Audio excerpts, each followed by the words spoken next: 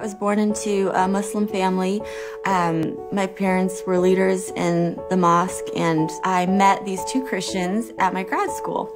We just realized, okay, we definitely are both very strong in our faiths, but we can't both be right. We can both be wrong. Like logically in my mind, it's like, okay, we can both be wrong about Jesus for sure, but we can't both be right.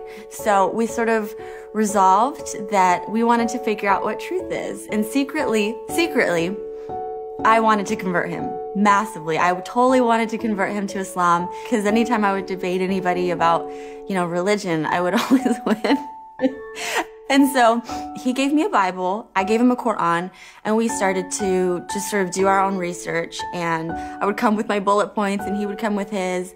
And truth be told, since I was an American Muslim being surrounded by non-Muslims, of course, I knew exactly what I believed, why, and had all the arguments. Even though I had felt that I had succeeded in showing him that Christianity was flawed and that Islam was true, I didn't have that satisfaction. I wanted some sort of proof for the first time in my life. And so I just continued to pray.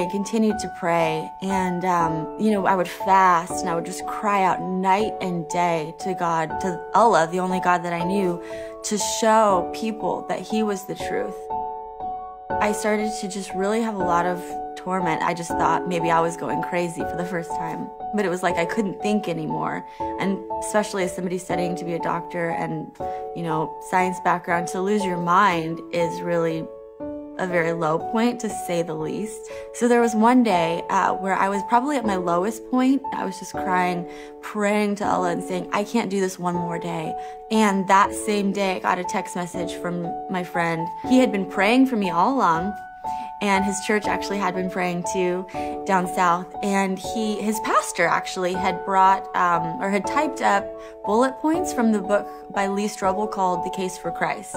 And so because I was at such a low point at that point, I was like, I'll read anything. Why not?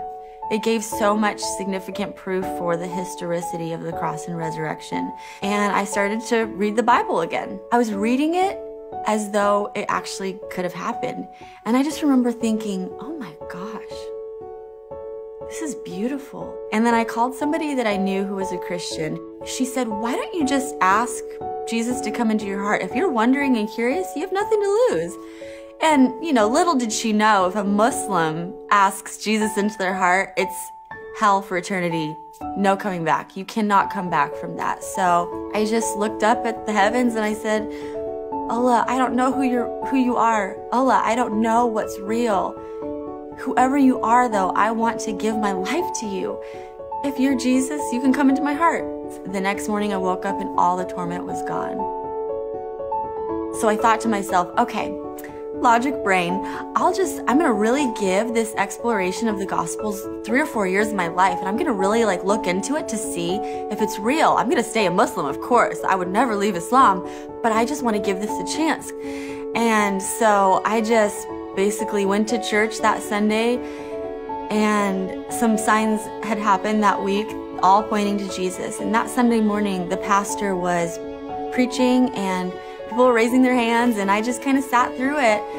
But my heart just wanted to worship. And when the altar call came, we all bowed our heads, and the pastor just said, I feel like there's someone in here that wants to give their life to Jesus, but they don't even know what that means, and they're really scared. And I just said, enough is enough. It's taking me more faith to not believe in Jesus than to believe in him.